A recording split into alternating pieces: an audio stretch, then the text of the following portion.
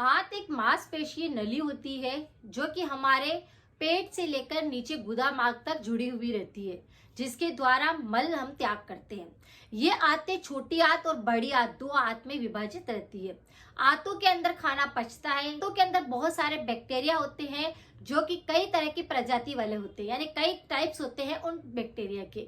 अगर किसी के भी आंतों के अंदर कोई इन्फेक्शन लग रहा है, आंतों के अंदर सूजन आने लगी है, त्याग नहीं कर पाते हैं, या फिर आपको बार बार दस्त मरोड़ लगते हैं, इस तरह के अगर आपको कोई इन्फेक्शन लग रहे हैं, आपकी आंतें पूरी तरह से साफ नहीं है। और जैसे आजकल आप देखते हैं कि यूट्यूब पे बहुत सारे लोग वीडियो देखते हैं कि आंतों की सफाई करनी चाहिए, ये चीज खा लो, उसे डेटॉक्स कर लो, लेकिन क्या आपको पता है कि आंतों की सफाई करना या आंतों के बैक्टीरिया को बढ़ाना घटाना हमारी सेहत के लिए कितना नुकसानदायक भी हो सकता है। बहुत सारे लोग बस रेमेडी देखते हैं और उसे करना शुरू कर देते हैं। पहले आपको आपके तीनों दोषों को समझना चाहिए, अपने पाचन की प्रक्रिया को समझना चाहिए। उसके बाद अगर आप कोई रेमेडी ट्राई करते हैं तो कोई नुकसान नहीं करती है। आंतें हमारे सेहत के लिए बहुत ज्यादा जरूरी होती है, इसीलिए इनमें किसी भी प्रकार का कोई भी दिक्कत नहीं होनी चाहिए। आंतों में सूजन आने के बहुत सारे कारण होते हैं। जैसे आप तला हुआ ज्यादा खाते हैं तो आंतों में सूजन आ सकती है। आंतों के अंदर छाले बनने लगते हैं, अल्सर होने लगते हैं, इसी कारण से उसमें दर्द होता है, सूजन आने लगती है। किसी व्यक्ति को कब्ज बहुत ज्यादा लंबे समय तक रह जाती है और वह जोर लगाकर बार बार फ्रेश होता है तो आंतों पर इसका जोर पड़ता है, जिसकी वजह से आंतों के अंदर सूजन आने लगती है। क्योंकि ये मांसपेशी की नलियां होती है, इनके अंदर जैसे ही जोर लगाएंगे ये सूज जाएगी, फूल जाएगी और फिर उनके अंदर दर्द पैदा होएगा। अगर किसी का पाचन सही ढंग से काम नहीं करता है, कि खाना खाते हैं लेकिन सही ढंग से पचता नहीं है, पाचन के बहुत सारे विकार होते हैं। सब्जी के साथ में कोई व्यक्ति रस का प्रयोग नहीं करता है, जैसे सब्जी का जो रस्सा होता है उसका सेवन अगर नहीं करते हैं, हाई फाइबर वाली चीजें नहीं खाते हैं, तो भी आपके आंतों की कोई ना कोई दिक्कत रह सकती है। पानी की कमी होने लगती है शरीर के अंदर, या गंदा बैक्टीरिया वाला पानी आपके पेट के अंदर जाता है तो आंतों के अंदर दिक्कत होने लगती है। अगर आंतों के अंदर चिकनी चीजें, आपने मैदा वाली चीजें या तला हुआ ज्यादा खाया होता है तो उसके अंदर कीड़े पड़ने लगते हैं, क्योंकि वो खाना सड़ने लगता है। खाना सड़ता क्यों है? क्योंकि व्यक्ति क्या करता है, खाना खाने के साथ में ही पानी का सेवन भी कर लेता है, जो सबसे प्रमुख कारण बनता है आंतों का इन्फेक्शन होने का। आंतों के अंदर अगर किसी भी प्रकार का इन्फेक्शन होता है तो पहले आपको ये चेक करना है कि खाना खाने के साथ में क्या आप पानी भी पीते हैं। अगर आप पानी पीते हैं तो खाना सही ढंग से पचता नहीं है, और खाना पचता नहीं है तो वह सड़ता है और फिर वहां पर बहुत सारे कीड़े होने लगते हैं। देखा होगा आपने, कई बच्चे भी होते हैं, बड़े भी होते हैं, जिनको गुदा मार्ग पे खुजली का संक्रमण हमेशा बना रहता है। यही समस्या आगे जाकर के आपके मस्से बन सकते हैं इसके कारण, या फिर बवासीर की दिक्कत भी रह सकती है। जिन लोगों को देर से खाना खाने की आदत होती है और पूरा दिन जिसका मुंह चलता रहता है, उनको भी इस प्रकार से आंतों में इन्फेक्शन होने लगता है। अगर आप बार बार कुछ ना कुछ खाएंगे तो आपके पेट के अंदर कीड़े हो सकते हैं, खाना चिपक सकता है, वह सही ढंग से पचता नहीं है। अगर किसी के एसिड जो होता है वह ज्यादा बढ़ने लगता है तो भी बहुत सारे इन्फेक्शन होने लगते हैं। तो ऐसे बहुत सारे कारण के साथ में आपको कुछ लक्षण भी दिखाई देंगे कि आंतों के यहाँ पर सूजन आ जाएगी, तो पेट पर आप हाथ लगाएंगे तो दर्द महसूस होएगा। अगर आप मल त्याग करेंगे तो दर्द हो सकता है या सूजन जैसा आपको महसूस हो सकता है।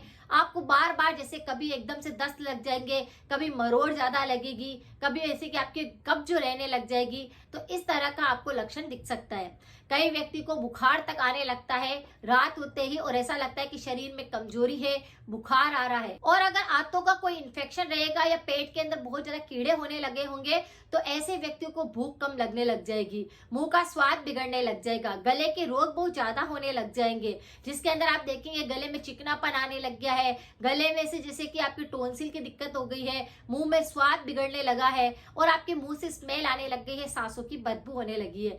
पेट में जैसे ही कीड़े होते हैं, मुंह में सांसों में दुर्गंध आने लगती है, आपके मुंह के इन्फेक्शन ज्यादा होने लगते हैं, क्योंकि वहां से लेकर आपके मुंह की इम्यूनिटी भी कमजोर होने लगती है।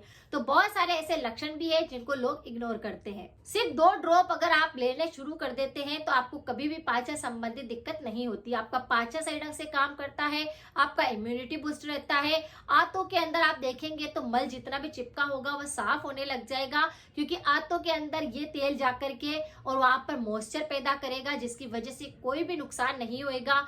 कब्ज की दिक्कत पुराने से पुरानी होगी, वह ठीक हो जाएगी। जो दस्त लगते हैं, मरोड़े आते हैं, आपके बवासीर की दिक्कत है या फिर वहां पर सूखापन रहता है, तो वह पूरी तरह से इससे ठीक हो जाएगा।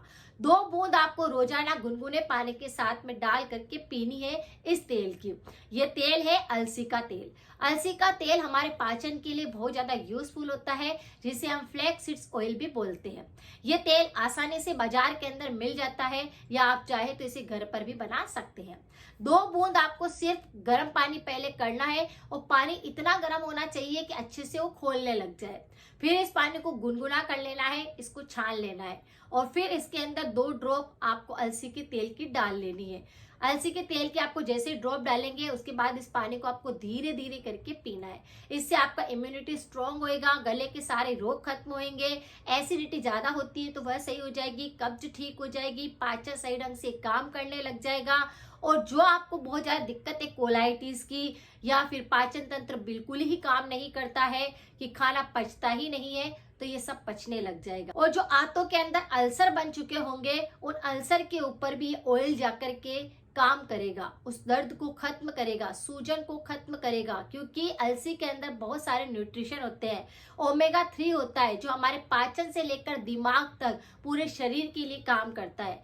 ओमेगा 3 से अगर आप देखते हैं तो आपकी याददाश्त भी 10 गुना तेज होने लग जाती है, आपका पाचन 10 गुना अच्छे से काम करने लग जाता है। इसीलिए ओमेगा 3 नेचुरली अलसी के बीजों में मिल जाता है और इसके सिर्फ आपको 2 ड्रॉप तेल के पानी में डाल करके रोज पीना है। पानी बिल्कुल घूट घूट करके धीरे धीरे पीना है। यह आपकी आंतों की सफाई करने के साथ में जितना भी मल अगर अंदर सड़ रहा होगा उसे साफ कर देगा। 3 दिन के अंदर ही आपको फर्क महसूस होने लग जाएगा। आपको जब भी लगता है कि इस तरह से आंतों में सूजन आ गई है, अल्सर बनने लगे हैं या वहां पर घाव होने लगे हैं, भोजन नली तक कोई इन्फेक्शन आपको लग रहा है, तो ये पूरी तरह से क्योर हो जाएगा। और आपकी कोलाइटिस की भी दिक्कत होगी तो इससे ठीक हो जाएगी। कोलाइटिस का मतलब क्या होता है कि व्यक्ति को खाना खाते ही फ्रेश होने के लिए जाना है।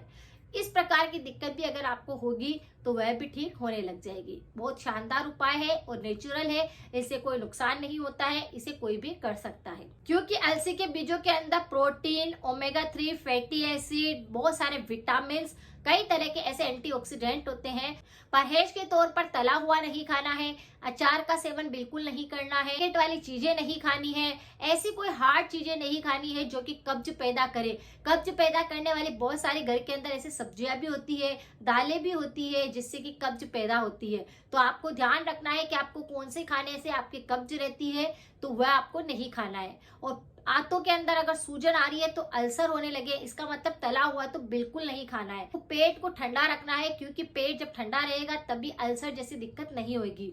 उसके लिए आप एलोवेरा का जूस ले सकते हैं या फिर एलोवेरा का ताजा गूदा निकाल के भी आप खा सकते हैं। ये काफी ज्यादा फायदा पहुंचाता है पेट की गर्मी को शांत करने के लिए, एसिड को पूरी तरह से क्योर करने के लिए। इसके साथ में आप सौंफ का पानी ले सकते हैं या खाना खाने के बाद सौंफ और मिश्री का सेवन कर सकते हैं, पेट की गर्मी को शांत करता है। आज की जानकारी कैसी लगी प्लीज जरूर बताएं, लाइक करें, शेयर करें। मिलते हैं फिर नेक्स्ट जानकारी के साथ में। Thank you so much.